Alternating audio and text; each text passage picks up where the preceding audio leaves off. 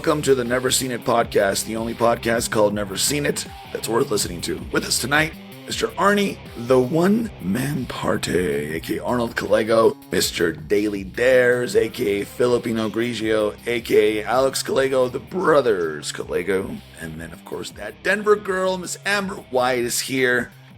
And then there's me, Boots Too Big, a.k.a. Adrian De La Torre. And tonight we're discussing the 1994 Tim Burton movie, Ed Wood. I met Bela Lugosi. Well, I thought he was dead. This is the most uncomfortable coffin I've ever been in. No, he's very much alive. You flying saucer? Starring a who's who of the 90s era. Johnny Depp, Martin Landau, Sarah Jessica Parker, Patricia Arquette, Jeffrey Jones. We'll get into that. Vincent D'Onofrio, Bill Murray. Mike Starr. It goes on and on. Brent Hinckley, Lisa Marie, who was also the alien chick in Mars Attacks. If you guys remember that movie. She's also Tim Burton's wife. Oh, what? Oh, yep. Shit. I didn't know that. I thought he was married to, what's her name? Helena Parker? Yeah, I thought he was married to her. No. Oh, well. They're good friends, though. They're good friends. Yeah. The movie is about Ed Wood, a real-life director. Movies were his passion, women were his inspiration, Angora sweaters were his weakness. The mostly true story of the legendary worst director of all time, who with the help of his strange friends filmed countless B movies without ever becoming famous or successful. Although that's to be debated, right? Because we're talking about him on this show, which you know that if you're talked about on this show, you're going to get the famous NSIP bump, I think. But this was Alex's movie. Alex, why'd you choose Ed Wood? I've been wanting to discuss this film for a long time. I love this film. I would say it's my all-time favorite Tim Burton film. It flies under the radar amongst a lot of Tim Burton fans. When I mentioned, when I asked people about their favorite Tim Burton film, they're like, oh, Beetlejuice, or oh, Edward Scissorhands, or even like Pee-wee's Big Adventure. But rarely ever does Ed Wood or Big Fish come up. Those are two of my favorite Tim Burton films. Big Fish hits a lot closer to home, but Ed Wood is just like one of those classic sort of Tim Burton hitting in all cylinders sort of like films. So yeah, that's why I chose it. I really loved the dynamic between him and Martin Landau as Bela Lugosi. There was something so sincere about their friendship. It shouldn't work, but it does. But they're both so chaotic, but in their own different ways. You know, Bela Lugosi's washed up, and Ed Wood is just like a no-name, nobody cares about him director. And then they kind of come together to make this movie. And I don't know, there was something really awesome about that. Arnold, had you seen Ed Wood before? Have you seen it before recording? No? No, never have. Raw thoughts, Arnold. Hit me with them. What do you think, Ed Wood? Was this your cup of tea? Black and white movies usually are not, but it does have a who's who of all the really big names: Johnny Depp, Bill Murray, Lisa Marie, Sarah Jessica Parker. Fan of the Sex and the City days. I thought it was pretty good. I didn't know that it was based on an actual real life, that Ed Wood was an actual director. The movie at the end that they made, Plan 9 from Outer Space, is a real movie that he directed. Are all those movies that they did? I don't know about the ones before. Okay. Well, it's loosely based on his life, but I don't know how realistic that. I think he did work with Bela Lugosi and stuff. And Vampire. How do you say your name? Vampire. Oh, Pyra. I read that the real life vampire sued Elvira unsuccessfully sued Elvira for ripping off her whole style, which is interesting. I mentioned it at the end. At the end. But you said unsuccessfully? Unsuccessful, yeah. So I think she was not successful. Suing her, getting money from her. I feel like at the end I read it it said the opposite. So I don't know. I could be wrong. We'll have our research department look into it. My rental lasts for about another 24 hours, so maybe I can double check. You have to go back and rewatch that. Yeah.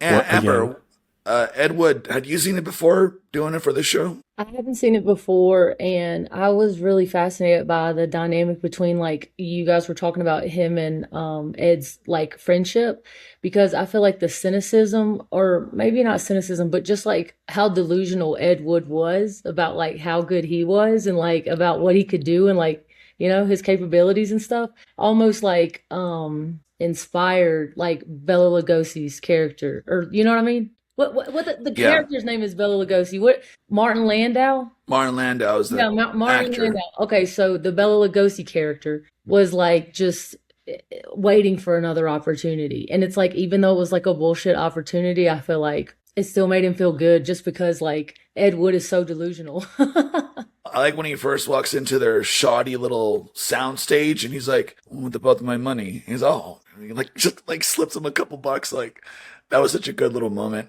Does the movie kind of feel slightly ahead of its time in the sense that like Ed Wood himself is like a cross-dresser and stuff, and they don't like lean on that too much, but they really like use that as not just for comedic effect, but like to sort of like develop his character.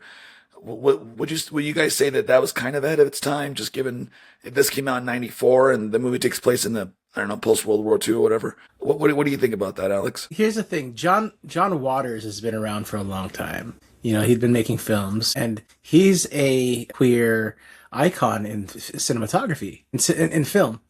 And the fact that Tim Burton took this on as a sort of like a passion project, because Tim Burton, I think him making a film about a filmmaker and possibly somebody that he gets inspiration from, as far as like we look back on Ed Wood's films kind of like, I don't think fondly, but like as almost like a cautionary tale. They even like used it in Mystery Science Theater as one of their episodes. They did an episode on Plan 9 from Outer Space. However, it's also a testament to Ed Wood's drive to try. You know, although he, like they say later on at the end of the film that he became an alcoholic and he died from. Regardless of all that, I think believing in yourself, believing in what you want to accomplish and your passion, your definition of success is up to you. It's really up to you. And I think that maybe they don't really go into like whether or not Ed Wood found himself to be a success. He obviously struggled with the idea of being a failure. You know, you see it a lot in the film. Was this film ahead of its time as far as the use of cross-dressing and like touching on? He does say that he's a transvestite. I don't know what the difference is. I think transvestite is just mainly, you know, like the quote-unquote cross-dressing. Am I correct? Correct me if I'm wrong, audience. Chat in the comments. Correct me if I'm wrong. I think it's also kind of an outdated term that at that time meant men who try to like be perceived as women, I guess, but not in the same way as. But I think it's a bit of an outdated term that they would have used in the era. I haven't heard that term in forever. And, like, this is the first time and this was obviously was like what, 97? Well, this came out in 94. 94. It takes place in the 50s. And in Psycho, remember in Psycho they refer to the Anthony Perkins character as transvestite, I believe. Okay, which kind of makes sense. Like if you think about like the 80s, that kind of feels like it's becomes an outdated term in maybe the 90s or early 2000s. Definitely in 2026, I think. Yeah.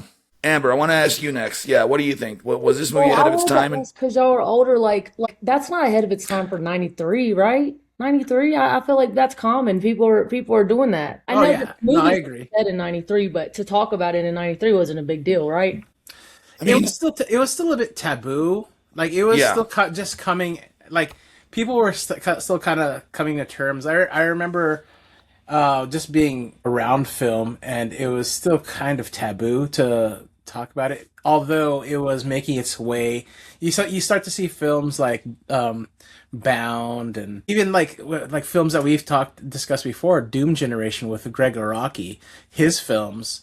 They started touching on the queer and like that whole diaspora. It was still sort of this like shock value sort of thing, but I think that it's also. It became, because of those films, because of those directors, it became something that was sort of like easier to talk about in the mainstream. Yeah. I think it's way more mainstream now for sure than in the 90s. I think now more than ever, but like, I don't know. I feel like in that 93, like 94 time, like that's when the raves were starting to happen. But I don't know because I was two. But I feel like the people at the raves, like if you ever seen Party Monster and James St. James and Michael Alec and all that, and then like the Sarah Jesse Raphael episodes and like all that stuff. Like there's a lot of that kind of stuff, and like gay people like just dressing up like angels or goblins or whatever too, like just costume type, like drag queen type stuff going on. I thought, but I don't know. Yeah. Well, you'd see like all those talk shows too.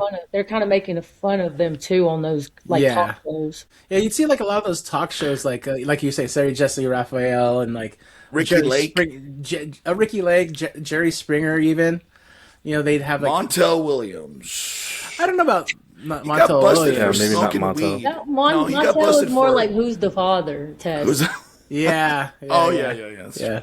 Well, Definitely you know what Sally. was mainstream in the '90s. It's not mainstream in 2026. Making movies like this, I don't think this movie would get made today. Not because of the subject matter, but because this is a quirky little movie about a semi-obscure film director from the 50s, shot in black and white. I don't see this getting made today unless it's under some kind of like indie label. It's kind of like Marty Supreme, right? Unless that wasn't a real person.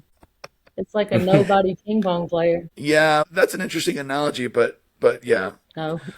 You know, when you mentioned how I also hadn't heard the word transvestite in a while, and when I looked it up, it was saying that these days it is kind of not considered politically correct, and that people can find it offensive. I mean, you hear the word transgender used more, and I think that they kind of switched to that. Yeah.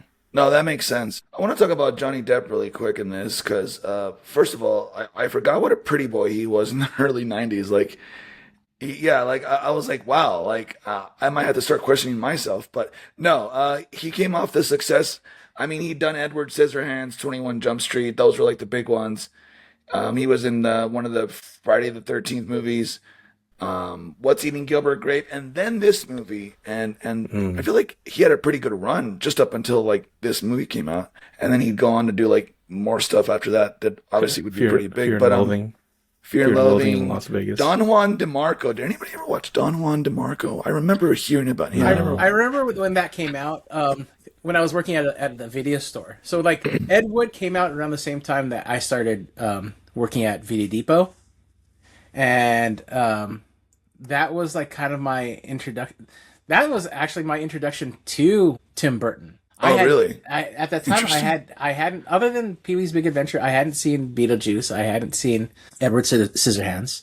It was a kind of like this juxtaposition, to be honest, but it was also kind of like comedy. I saw Tim Burton as this comedy director. Yeah. And I to be honest, I hadn't even seen Batman, his version of Batman at the time either. So wow, yeah. And Martin Landau, I mean, he had a long and storied career as well, and he worked with Tim Burton a lot. He worked with him on Sleepy Hollow. I don't remember him in Sleepy Hollow. North by Northwest, which very well known Hitchcock movie. He was on X-Files. He did a movie called Rounders, which I never saw, but it has Matt Damon and Edward Norton in it. Like that's right. I did see that. It's like a gambling movie kind of thing, like about poker or something like that. Interesting. I mean, like I said, just so many big name actors for the time, and even before their time, before the 90s, I should say. In this movie, it even stars Martin Landau's daughter. That is Lisa Marie, not to be confused with Lisa Marie Presley. No, not Lisa Marie. Oh, not Lisa. Juliet Landau. I totally fucked that up. Yeah, Julia Landau. Yeah, she was in it very briefly. I thought she was going to be like the main squeeze for the rest of the movie. Yeah, that's what everybody kind of thought too. I thought that she was going to be in the movie a little bit longer as sort of like a love interest. The chat's kind of wild, guys. What does the chat say, Arnold?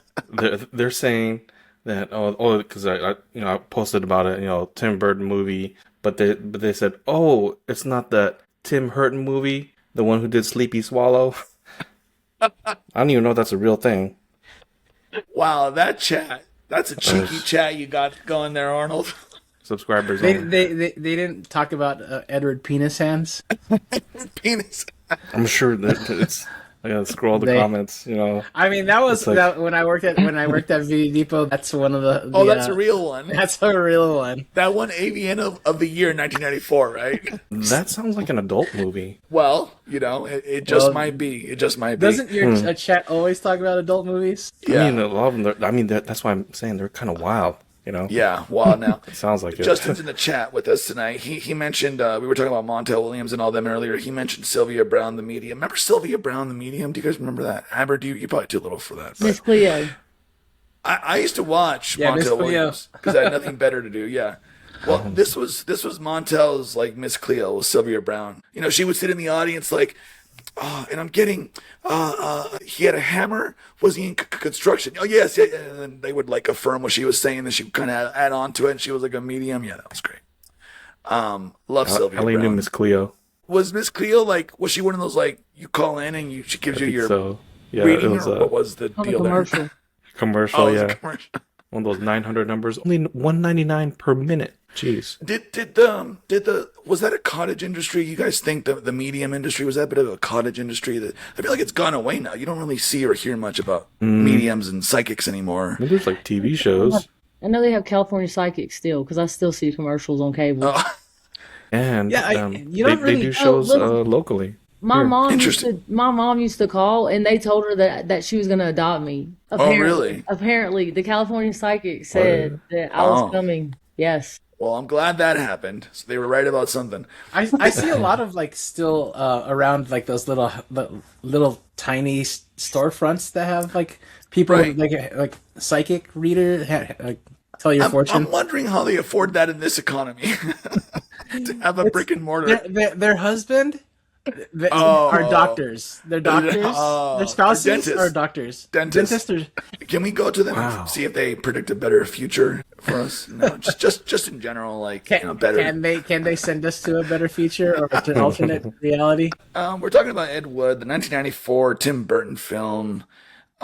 Really, really charming movie. I was not I've seen this before. I watched it like years and years ago, so I had to do a rewatch. What a charming little movie. I really appreciate, like you said, like he's kind of delusional, but he's like, he can't get knocked down because he kind of gets the shit kicked out of him a little bit throughout the movie, mostly financially and stuff. But like he keeps going, man. You gotta respect the hustle, Ed Wood. He's a bit of a grifter, but like he gets it done and he doesn't fuck around. I really love it's like the unglamorous side of filmmaking because it's like cheap productions and like schlocky like production design and all that. You know, he'll be like, all right, cut, print, moving on. And he's like, don't you want to? No, we're good. Yeah. I'm like, I love that. Like, that's so like, I don't know. Like, you don't, Not a perfectionist. not a perfectionist. I love the scene where they're like they're in that the graveyard and they knock down over the gravestones. He's like, hold on, didn't you want to reshoot that? They knocked over the gravestones. It looks fake. No, it's all good. Don't worry about it. No one even paying attention to it. Yeah. I like the scene in the lagoon with the fake octopus. Octopus. Yeah. Oh, yeah. I actually related to that. I've been on some film sets where we were like going late into the night and something wasn't working, and it's like we just got to roll with it, man. We got to get the shot, and boy did they roll with it. That was really good. And then the next day, what does he say? The next day, he's like, I only got 1 hour of sleep. I got no sleep, but we're good to go. Let's keep going. You know, I was like, that's such a filmmaker like artist attitude. I thought. I like when he was like, we don't have a permit. Run. Yeah. That was good part, too, yeah. part when he was mentioning, oh, I only got 1 hour of sleep. That kind of reminded me about like my old partying days where like, I wanted to leave. And it was like 1 or 2 in the morning. Like, I gotta work tomorrow, guys. And then people are like, what time you work? Oh, I gotta be there at 8, man. And they're like, I gotta be there at 6. What's up? So I'm still out. So you better hang with us. Do you miss those days, Arnold? Do you miss those days? Oh, not particularly. There's a slight little pause. I miss the days of not feeling. Nowadays, if I were to do that, man, you really feel it. Oh yeah. Just I wish I had. I mean, just driving to LA in one night on Uber, coming back. Remember you told us that story? Like, man, would you sleep for like 3 days or something? It took me like 3 days. I did that from a Saturday night going into Sunday. I didn't feel like recovered until like Wednesday. That's Totally crazy. threw me off. It wasn't worth the $220 was not worth it. No, but you still took the fare. Yeah. You still took the fare. I Never took take the fare, Arnold. It was just kind of like a whatever, sure. Yeah. Not really thinking about like the repercussions. Yeah. You know. Who do you relate to the most in this movie, Arnold? Ed Wood himself or somebody else? Maybe Ed Wood, just because like he just kept going with it, and then as things would come along, deal with it. But then you'd always get these moments where you're the perfect person, or I don't know. I feel like I had a lot of situations where like, what a perfect fit. It was meant to be. And then, but you wouldn't really fail because you end up. It's only a fail if you just depends on how you look at it. You learn from it. I really liked. I felt bad for Sarah Jessica Parker's character. I thought they made a really good couple. She seemed like genuinely like, I don't know, like a good wife. And then he like kind of screws her over by giving the part to the character played by Martin Landau's daughter. And then she's out. Why does she leave? I forget why she left the production. Or they just wrapped. Which one? Martin Landau's daughter? Yeah, the dark-haired girl. Remember, she was like, "I just got here to Hollywood, and I'll give you like everything I have." And he thought like everything she had was $60,000, but it was only $300. Yeah, and I think that she stayed on to film that first film. Yeah, which was Glenn or Glenda, right? Yeah, that has to be the most awkward scene in the movie for me. Was where he goes up to her in the middle of a take. He's like, "Yeah, about the rest of the money." She's like, "I gave you my money, not $60,000." Yeah. I felt that in my soul, man. Yep. And then Patricia Arquette always seems to show up and stuff, and she's always very like subdued but like chilled out. She kind of reminded me of her character in True Romance. I was going to say, very understanding, like stand by your man kind of character. Yeah, like she very very empathetic. Like when Ed Wood finally decides to like be open about his cross-dressing tendencies, she took it in a very very positive way. That's true. And that's kind of the way her character in True Romance was. A very positive. I think that whole statement of stand by your man is such a dated statement in general. I agree. But like, it was like this sort of like, trust the process, sort of like, I trust that you know what you're doing. Yeah. And, the consequences of like, especially during that time of like, being and opening up to this sort of secret is a big deal.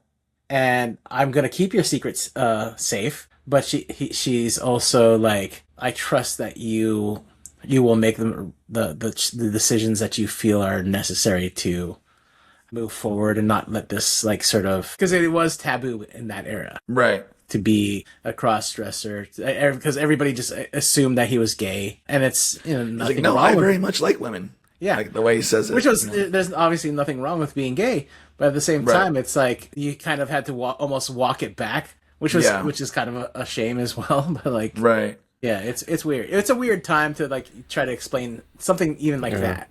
Yeah, I wanted to ask you, Amber, who do you relate to the most in this film? As an artist, as someone who's worked on projects and stuff. I'm probably as delusional as Ed Wood. Oh, why do you say that? I don't know. I'm just like that. I'm just like, you know what I mean? There's really no reason. I feel like there's no reason to be, I don't know. I don't know how to explain it. I haven't really ever done shit, but like, it's like, you know what I mean? I'll still try to do anything. Right. I think that Ed Wood is the most relatable character to everybody who, especially like people who are creatives. I relate to Ed Wood massively. I think his character not really being like, I'm more of a curator than anything, but at the same time, I want to get things done as far as like, I want to see my projects through. And I think that any of us who are like creatives in that sort of sense, that like, we could relate to his struggles. See, and you know why I can't? Because my ADHD doesn't know how to finish a project. I know how to start a project, and then I get bored of it, and then I get excited about a new one, and I get bored of it, and it's just the cycle continues. That's why we're around, dude. That's why we push you along. Thank you. I appreciate that. Because you know who I relate to the most? Bela Lugosi. Because he's kind of grumpy. He's well, no, not in that sense. Not in that sense. Just in the sense of like wanting to take a nap. He's a little bit grumpy on the grumpier side. Shooting up morphine. Oh, yeah.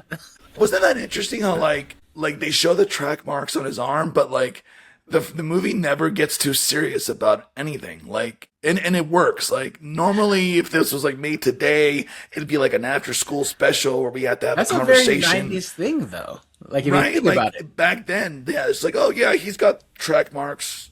Anyway, Bello, for the next day's shoot, and they just don't even pay too much attention to him. I don't know.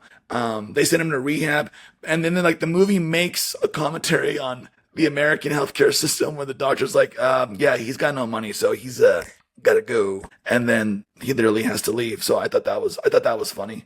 And yeah, even the scene with the gun where he's like threatening to kill himself, like that's also kind of played in a way that's not too serious. Like I don't know, like they really didn't take itself too seriously, and I think I just appreciated that. Because like you said, Alex, like today that would have been like a whole thing, right? To be like, I don't know, like over dramatized, like, oh, he's a drug addict, and oh, we gotta address that. Look at Euphoria. It's is anybody watching that show besides me? You're watching it now? Okay, I am. Yeah, that shows that you know what that show needs? It needs hip shaking. I think if Arnold was in Euphoria, that would save the series. You could do season 5 just Arnold shaking his hips. Yeah. What else? Who was this movie? It was directed by Tim Burton. Who wrote this movie? Karaszewski and Scott Alexander, who I've never heard of, but interesting names. 1408. Did you guys see? He wrote 1408. Did you guys ever see that with John Cusack and Samuel L. Jackson? No. That was about that was like the haunted hotel or whatever. 1408. Yeah. A man specializes in debunking paranormal occurrences, checks into the fabled room 1408 in the Dolphin Hotel soon after settling in. Oh, okay, yeah, I remember that film. Yeah. I think I watched it. When did that one come out? Back when 2007, yeah. Back when John Cusack made movies. Remember John Cusack? Yeah. He just disappeared from the industry. It's always weird when that happens. Like, I don't know. Like, you're in the zeitgeist for a long time. I think his most popular one that he made in recent memory was High Fidelity, was it? Or is that the name of the film? It's the one with the radio where he's holding the radio above his head. No. Like the newer of his newer films. There was like, oh man, it was like a record store. Jack Black was in it.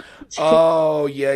That was High It's a Fidelity. movie and not a show. That was a movie. Well, there was a show. Yeah, with Zoe Kravitz, right? Yeah, Oh, I didn't know that. The original one was with John Cusack, Jack Black. There was a movie. What's his name? Cameron Crowe. Cameron Crowe, was it? That's the director. Yeah, the director, right? Yeah, he directed that one. Cameron Crowe. You're right. Well, no, High Fidelity was directed by Stephen Frears. Oh, okay. Yeah. There was what? I don't know. Stephen Frears. The last time I saw John Cusack was they were interviewing him because there was a time they were talking about Kobe Bryant. Totally off topic. That's fine. Well, we do that on this show. It's only 4 of us, so it's okay.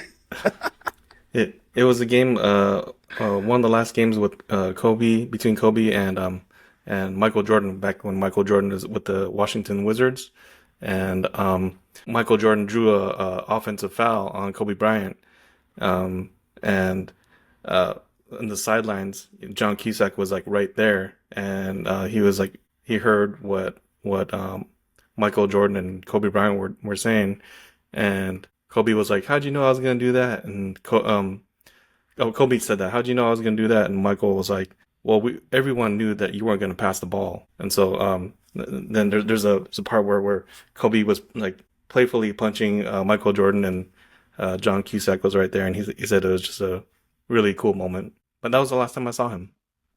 Speaking That of John wasn't even Cusack. in a movie. That was just in real life. You were at the Yeah. game? No, it was an interview I saw like on Instagram or something. Oh, okay, Yeah. okay. I kind of caught some David Lynchian vibes in this a little bit. Was I the only one? I sort of saw. Well, actually, before we get into that, Amber, you told me off air that you kind of got like some Wes Anderson kind of visuals from this, right? Can you elaborate It's like more the on that? symmetrical framing and like tracking shots, like zooming in, slow zoom. Yeah. Perfect symmetry. Who's your favorite director? Like, if you had to pick one, My gun to your favorite head. director is Stanley Kubrick. I said it 100 times. Even the Okay, viewers well- know. Well, Check the comments. to reiterate, where does Wes Anderson rank though for you? Is he high up there? He's probably like medium level, like on a scale of 1 to 10, but like Yeah. I just like kind of shoot like that sometimes. Like I really like the symmetrical framing. Yeah. And what about Tim Burton? Since we're talking about this movie, I just like I was really into Gothic literature in undergrad, and like so I just Yeah. like the Gothic literature, like undertones of it all, and like that Gothic stuff. I like that. yeah, That's kind of David Lynchy too, but then I feel also like David Lynch is like sleepy, dreamlike Gothic because you don't even really know if it's actually happening or not. But like, I didn't get that from the Tim Burton Gothic. It's like two kind of different types, you know. There's definitely a sense of whimsy in all of Tim Burton's movies. I mean, Big Fish, if you've never seen it, amazing movie. No, never seen that. You should see Big Fish. Obviously, Pee-wee's Big Adventure. Even the original Batman movies have a slight sense of, like, a slight whimsical tone to them. Like, it's not as pronounced as in this movie or Pee-wee or whatever, but yeah, like, Tim Burton does that well. And I don't know what happened with Tim Burton, but when was the last time do you guys think he made a good movie? I mean, let's be honest here. Like, going into the 2000s, I don't know. I guess Sweeney Todd was okay. Did we like Sweeney Todd? Anybody? I remember watching it. It was okay. Not very memorable. I don't really remember it. Yeah, it was okay. Charlie and the Chocolate Factory was not good. No, that was bad for me. Sleepy Hollow. Sleepy Hollow's great. Yeah, Did he do I think that? that was. What's that? If he did, I didn't know he did that, but I like that one. Yeah. Corpse Bride. Amber, you must like Corpse Bride. I've never seen it. Okay, never mind that. Never mind. Yeah, It is very gothic. Yeah. It is for a claymation or like a stop animation film. Yeah. Claymation is such a like dated term as well. And then he did like Dumbo and like live action 2019. Yeah. Like nobody's watching that, dude. Don't forget the infamous Planet of the Apes in 2001. Forgot that he did that. Bad. I also did not. Well, there's see a that. reason why you forgot. Yeah, I watched that in the theaters. Yeah. Yeah. So did I actually, and I wanted my money back. I wanted my money back. When you you know? were Give me when you my asked money back. when you asked who your favorite director is, I was trying to think like myself who's like favorite director. I couldn't think of any names. Was Megan Fox a director? Maybe I like one of her movies. No, she was not a director. Oh, well, I don't know any other movies. You know Jurassic Park. Was that by Megan Fox? No, that was by Steven Spielberg, but close. You were close. Oh, okay. I don't George think Megan Lucas. Fox has ever directed, has she? No, I don't think so either. I would be shocked if she's directed. Yeah. Maybe Not that she couldn't be a good director. Here's the thing. I give her a lot of credit for being the actress that good actress that she can be. Like, especially in Jennifer's Body. What would you say? Who's the modern day Megan Fox? Like right now? Raven-haired Megan. Like, don't say Sydney Sweeney because she's blonde. Is Dua Lipa an actress or just a singer? Because she's giving Megan Fox. Well, I think she's mostly just I don't know. She did that one film though with what's his name? The one that played Superman. The Dua Lipa? current one. Dua It was like Lipa a did? spy. Yeah, it was like a spy movie. I gotta see this. I'm blanking on that. I can't remember. Charlie XCX did a movie. Charlie XCX. Charlie XCX was in the newest Greg Araki film. She cannot compare to Megan Fox. I'm sorry, she's not that pretty. No, well, Charlie XCX. Charlie XCX Yeah, is no. like me. She looks like an average girl. Like Megan Fox. Yeah, is she not looks very average. She's fucking hot. You can sure say that again.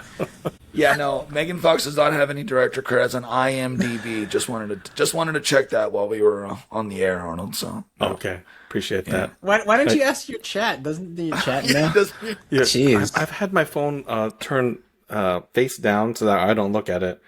Oh gosh, there's Is your chat just mostly this like weird pics of sexual acts? Is that No, what it is? I mean, Is that there's why all you had kinds to of- turn it down? No, it's also his crypto chat. It's also his NFT chat. It's also his. a lot of Isn't them- that all one and the same for? Yeah, they all seem to be like gooners, you know. it's the AVN Awards 2026. Planning chat. It's the AVN 2027 like guessing or like they're They're all like, Yeah, oh, yeah. No, they're all gooners and CEOs of companies. Yeah, that's actually true. That's not even a joke. I want to talk about Bill Murray's character. Since we're on the topic of what's the movie we're talking about? No. He's in this and he's like, I guess he's like a openly or maybe not so openly gay character in this, right? Did we gather that from Oh yeah. 'cause you read between the lines and you know Right. like his sexuality. and he's so funny in this. In the few scenes that he's in, I really like the one where they're going to be baptized, and he kind of like taps his foot in the water where he gets in. Yeah, he's got shoes good. on. The comedic nuances that Bill Murray like brings in to his style is so great. I love like a little thing like that. Like if you're not paying attention, you wouldn't like it would just get glossed over. But like something that like Bill Murray does so well is something like that. I agree. I wanted to see more also of Tim Blake Nelson. Tim Blake Nelson is the guy that asked Bela Lugosi, "Oh, so you're friends with what did you say? Like Boris Karloff?" He's like, "Fuck Boris Karloff." No, it was like I loved you, and that's like something that a certain movie, and he's like, you're great as Boris Karloff's sidekick. Sidekick. That's Sidekick. Fuck you. Okay, you fork. Yeah, that was great. That was a great running gag. Oh yeah, and he tears up the little script after he autographed it. Yeah. Tim Blake Nelson is the name of that actor that tells him he likes him as a sidekick. You guys would know him. He's been in a ton of stuff. Like I could name movie after movie after movie. He's been in. I've seen always him as a supporting character, never starring in a movie. He's very much like a really high up there character actor. He's like Ron Howard's brother. What's his name? Cliff Howard. Cliff Howard. He's got like Cliff Howard. He's got the side hair, but completely. Yeah. Yeah. Tim Blake Nelson is great. Oh, Brother, Where Art Thou? Arnold, if you ever saw that. That sounds like a movie you would have seen, Arnold. Oh, Brother, Where Art Thou? George Clooney. No. Oh, you know what? No. I was about to watch that. You're about. But then I ended up watching Country for Old Men. Isn't that the same? The Coen brothers, didn't they direct both of those? Yes. So that's ironic that he saw one, but yeah. not. Well, No Country for Old Men is great. Is Tim Blake Nelson in that? I don't think he is. But Arnold, would you say that the majority of the movies you watch are for this show? Yes. Like any given. Lately, yes. So if we didn't do this show, you probably wouldn't really watch much movies, right? I probably would have been rewatching a lot of the Fast and the Furious movies. Home Alone. I mean, yeah. Home Alone 2. Speaking of Fast and the Furious, did you see the standing ovation it got for the re-release at Cannes? Yeah, it was kind of crazy. Like I got the chills just watching that. I was like, yeah, like Vin Diesel. Like what's his name? The one that passed away, Paul Walker. Paul Walker. His daughter was there in attendance at Cannes. And after the screening, there's a standing ovation for Fast and the Furious, and then like Vin Diesel went up to Paul Walker's daughter and like gave her a hug. Dude, it's actually Can, Alex. It's Can. Very French. The S is silent. Can. You know the French are. I want to go to Cannes Film Festival. Well, it's not Canada. You know. I got nothing. When you were talking about the ovation, I was thinking about it. I got the chills. Why? Because I just really love those movies that Paul Walker, man, you know, there's a few celebrities that you know, when they pass, like, man, it really hit me, and I'm just like, gosh, what a treasure that we lost. Who's in your Mount Rushmore of deceased celebrities? Kobe Bryant, Paul Walker, Bruce Lee. The chat saying like, they're like, quick, who's a hot chick? We gotta add one on there. But I'm going from the heart, guys. I'm coming from the heart, not from this head or this head. Right. From the heart. One from the heart, right? One from the heart. Ooh, yes, there we go. Mrs. McAllister. Catherine O'Hara. Yeah. Oh man, R.I.P. Yeah, mine would be like Robin Williams. Oh, yeah. Shit. Now I put myself on the spot. Why did I do that? Definitely Robin Williams though is up there. I used to work in a TV station in Utah, and we had this grumpy old editor. This grumpy old guy. He was not pleasant to be around. He didn't talk to anybody. He just like would gruffly yell at people and stuff if their whatever was late, you know. Anyway, not a pleasant gentleman. Let's just put it that way. On the day that Robin Williams passed away, we were talking about it in the newsroom, and he popped his head out of his editing bay. He's like, Robin Williams died? And I was like, that's the only time I ever saw him show like any human emotion in like the year that I worked there. So wow, that really tells you something. Yeah. What was his name again? First and last name? Robin Williams? No. This guy that you're talking about. Oh. I don't remember, honestly. And it doesn't matter. So, man, I don't know why I asked that question and I can't even answer it. But Robin Williams is definitely up there. Maybe the ShamWow guy. No, not the ShamWow guy. Who was the dark bearded guy that passed away? That was he was a spokesman for some product. OxyClean. The one for OxyClean. Yeah, what was that guy's name? Billy Billy Blanks? something. Billy something. Yeah. Billy Bong. Thornton? Billy Bong. Billy Mays. Billy Mays. Yeah. Yeah, no. When Billy Mays passed, that was a rough day for me. They got a guy who kind of they replaced him who kind of looks like him. ShamWow guy. And that guy's still alive too. That guy's a millionaire. Yeah. I forgot to Isn't mention. the ShamWow guy kind of like canceled? Oh, I is don't he know. MAGA or something? Did he come I out don't as know. MAGA? I think so. What was the thing you said, Amber, that in the beginning of this movie, the guy coming out of the coffin, you said that looked like Trump? I thought that was Donald Trump. Who is that? Well, it's funny because that actor is also a pedophile. So- Who is and it? I'm not even making that up. That actor that I'm talking about. Oh, what was his name? He was the dad in Beetlejuice. remember? Jeffrey. Epstein. Jeffrey something or Jones. Jeffrey Jones. Jeffrey Jones. Yeah. Turned out he was a pervert. Yeah. We played Wasn't he Criswell. like caught with like a bunch of like child pornography on his computer and stuff like that? That's what I read. Wow. Yeah. So it's funny when that scene came up and you see him rising out of the coffin. I was like, yeah, that if you wince, you could kind of see Trump, and it all makes sense. And he worked with Tim Burton a lot. He was in Sleepy Hollow as well. Obviously, Beetlejuice, yeah. Yeah, and he's been in tons of big movies. Ferris Bueller's Day Off, Amadeus, The Devil's Advocate. Did you guys ever see The Devil's Advocate with Keanu and Al Pacino? Yep. Love that movie. Really? Yeah. Yeah, Arnold, what were you doing in the late '90s, my friend? There were so many bangers coming out, bro. Like, what were you doing in those? He was in the Arnold was in the room whenever I would rent movies and bring them in to the house. Yeah. But I don't know if you even paid attention. Like, Hold on. I don't even know if you remember that I had an Ed Wood poster in my room. Yeah. No. Alex, you were the movie nerd. Arnold was a sports nerd. What was your brother Donnie? What was his hobby, his thing? Everything. Everything. Computers, drawing, comic books, everything. He was on the football team. Anime. Nice. Yeah. He was just Yeah. good at everything. Yeah. Our older yeah. brother was really good at everything. Yeah. Amber, were you watching a lot of bangers in the '90s? Or were you still too little to appreciate like cinema? I was watching the bangers. I was obsessed with The Shining. I couldn't go to sleep at night without The Shining on. So that tells you I'm a psycho right there. Where do you stand on 2001? Where would you rank that in Kubrick's filmography? It's probably like number 3 or number 4 for Oh, me. interesting. Wow. What are your top 3 then? There's a film that he did in college before he dropped out. It's called Fear and Desire. I like his college film, Fear and Desire. That's like my number Interesting. 1 favorite, which is because it's weird. And then I'm gonna say I can't say that one for 2. I was watching, that's like 2 or 3. And Barry Lyndon is not on the list. A Clockwork Orange is good. I say, let me think. You want top 3 or top 5? I mean, you just rank all of them. You didn't do that many.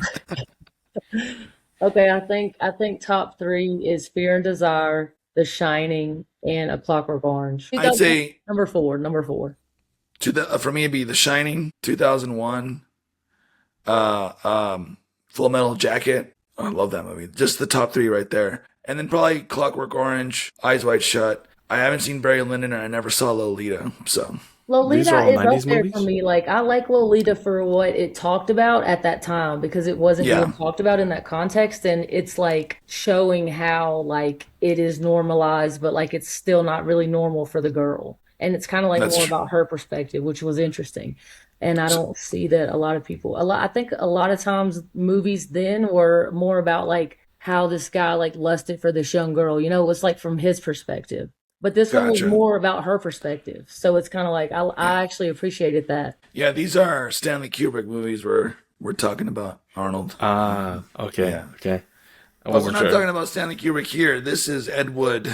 And yeah, what else, guys? I mean, I don't know what else to really say about this movie that we haven't really touched on. I mean, it's funny. It's kind of irreverent. It's like, it's weirdly wholesome. A little bit of noir, elements of noir and like gothic stuff. But really, it's about the friendship, I really friendship like a lot of like little touches that Tim Burton put in. Like the way it was shot and edited, like they used a lot of like washes, and they also used a lot of framing that was similar to films that were made back in that day, right? Yeah. You know, they would show like the editing, like have a wash where like kind of pan over, or not even a pan, like I don't know what they call that, but it was just kind of it was a wipe, whereas like Oh yeah, the wipe. The wipe transitions. wipe transition, and then also like it's a very very little minimal touch, and you wouldn't know this unless you kind of like knew the history of LA though. So the neighborhoods, you don't see a lot of trees. And that's mainly because those homes are pretty new at that time, like 1940s. They're still just building those neighborhoods around Hollywood. And don't forget the oil derricks in the background. Exactly. And so when you'd see those homes today, there'd be tons of trees, a lot of like greenery. But you know, if they planted trees, they'd still be really young. So I thought that was a really cool touch. I agree. I always like when, I guess I'm just biased, but I like movies about movies. And I like movies about movies that take place in LA. It's the heart of the film industry, obviously, despite what anybody says. And LA has such character and so much texture to it that I guess it's kind of been lost. Now it's like a big concrete jungle, but there's still like pockets. And movies like this, I don't know, it's such a time capsule for that era. So I didn't even think about that. That's a great thing. Like there wouldn't be houses, you're right, because post World War II and all that, but great production design as always on a Tim Burton movie, right? And the black and white was great. I like the joke. What was the joke early on where he's like, which dress do you like, this one or this one? And he shows it to the guy. He's like, well, I can't see the color. I'm colorblind. I'm colorblind. Like, but I like the dark gray one. yeah, it was was that like a meta joke about the fact that the movie is black and white? Okay, yeah. So. It's kind of a wink and a nod. Wink and a nod, yeah. I don't remember that part, but that might be a little insight. It's early on. It's early on when the dark-haired girl is starting, in the movie with him, and she's like, "Which it doesn't matter. You did definitely. Okay, I know. Arnold, you did watch this movie, right? It took me a little while, but I finished it. Nice. But Amber, you gonna say something? That's really interesting, like, since we had this conversation, is like how things are just so like glossed over, and like one thing that stuck out to me is like his first girlfriend's reaction, and like I felt weird about that because like this is in the 40s, right? Is this the 40s or the 50s? I believe it was like post World War II, 40s, early 50s. But like in the 40s, like women put up with everything. Like she's damn near not gonna leave just because like she doesn't even want to have to talk about why she left because he wears dresses. I just felt like at first I felt like her reaction wasn't dramatic enough because I was like, oh, she would be more pissed if this was actually that time in history. But then the fact that she left, I was like, oh, she would never do that. Like, even if she went off on him in the house, like, she would never leave. Like, that's going to give it all away. Like, now people are going to find out. I don't know. I'm just like, it is true that in that time, things were just kind of glossed over and laughed off, because it's like, I don't know, because of societal expectations or something, like, just to keep up the norm, like, that everything's okay all the time when it's not. Like, definitely is a characteristic of, like, that time period. And it was something that seems prominent, like, in this film with all characters. And, possibly is like the, like an attribute to, like, the guy's addiction and, like, suicidal tendencies. Like, it's just, like, dealing with so much and, like, not talking about it. Yeah, I didn't notice that immediately, but I felt like something was kind of off. I thought, like, Ed was just, like, super delusional, but it's, like, that was a thing back then. Like, you really had to be delusional because, like, who cared? Like, there was nowhere, you know what I mean? Yeah. Had to keep going. You had to keep going. Yeah. I mean, Ed Wood was definitely, he was a hustler, right? Like, that's what he did. He just, like, was just unabashedly himself trying to make movies. And he didn't care that people didn't like them. He did care. Like, he did care to a certain degree. Like if you think about it, when he went to go to Musso and Frank's, which is another legendary place in Hollywood, oh, yeah. Musso and Frank's, and the Brown Derby. Oh, and the Brown Derby. But when he went to Musso and Frank's and he runs into what's his name, Vincent D'Onofrio plays him. Oh, Orson Welles. Orson Welles. I love that scene. Yeah.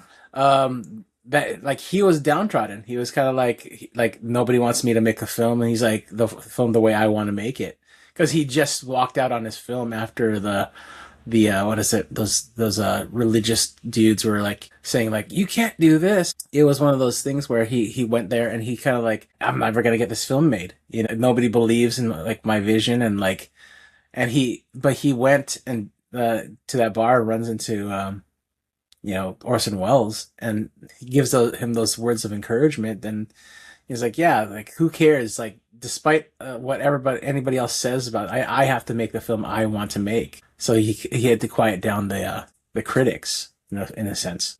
A fun fact I was reading on a not so fun fact, depending on how you look at it, but Vincent D'Onofrio plays Orson Welles, which I thought, oh shit, he looks so much like him. Like that was perfect. Like 10-10 casting. But then I read here that Tim Burton didn't like the way he did the voice, so he got him redubbed him by a different actor to do the voice, Orson Welles. I thought that was interesting. It's the 1 hour mark now, and that it's time to do the hip shake.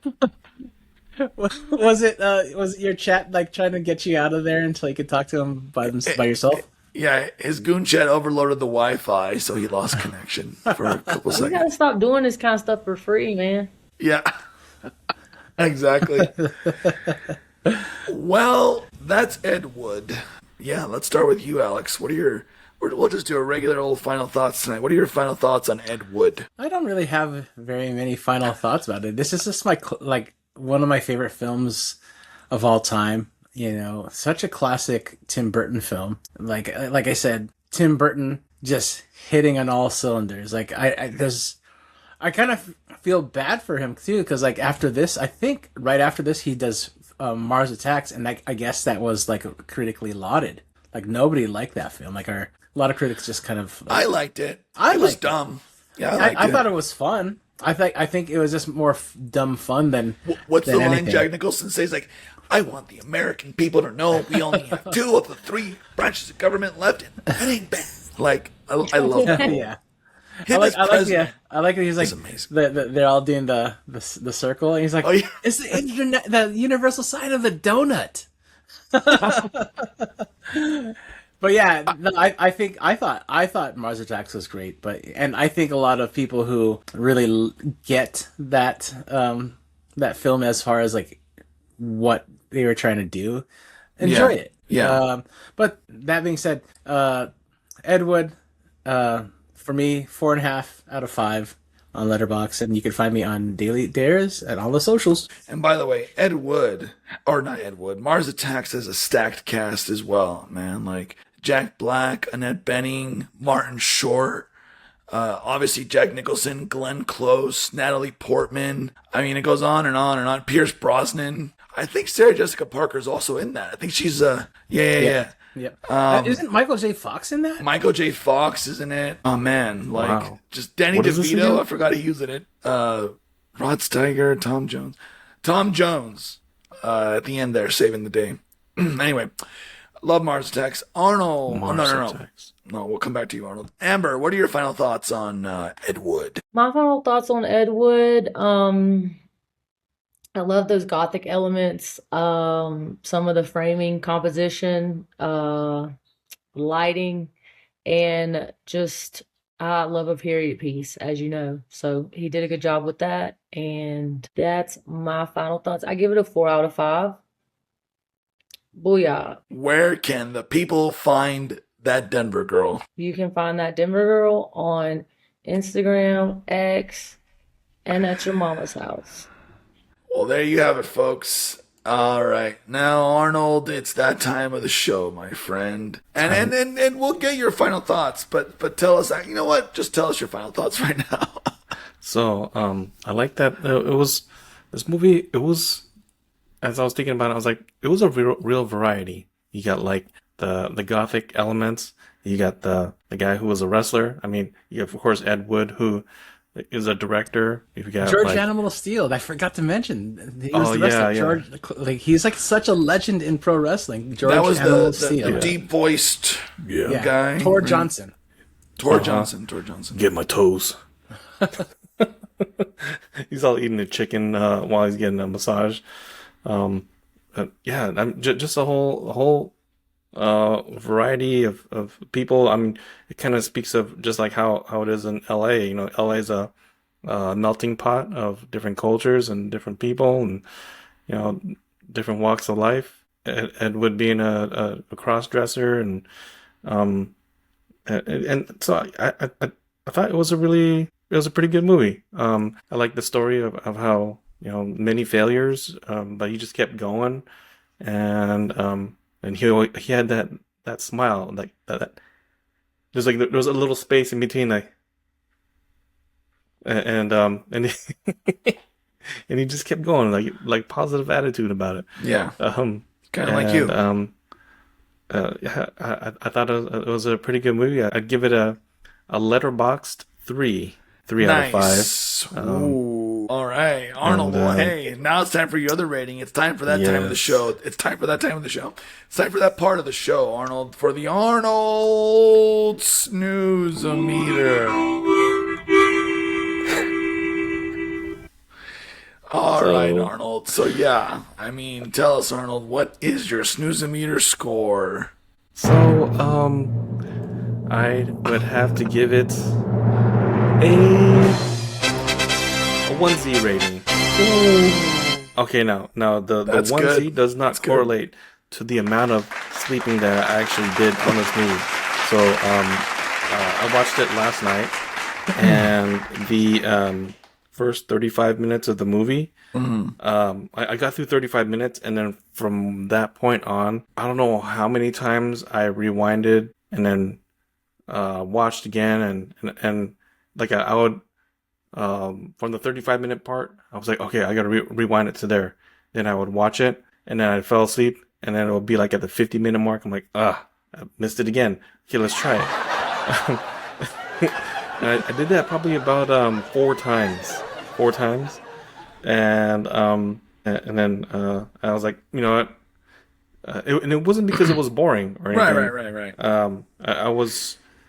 We were talking earlier on the side chat about what's going on right now. You chat the whole time?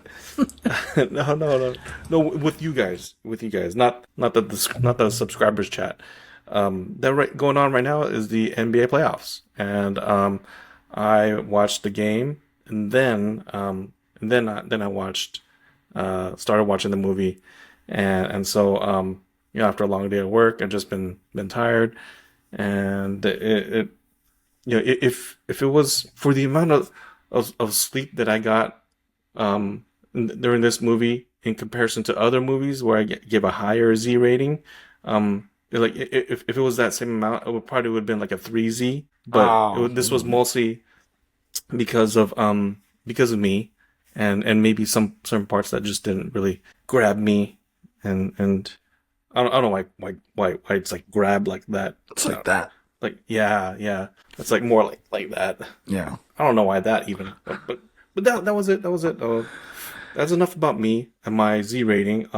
Last but not least, we've got you, Miss Adrian, Mr.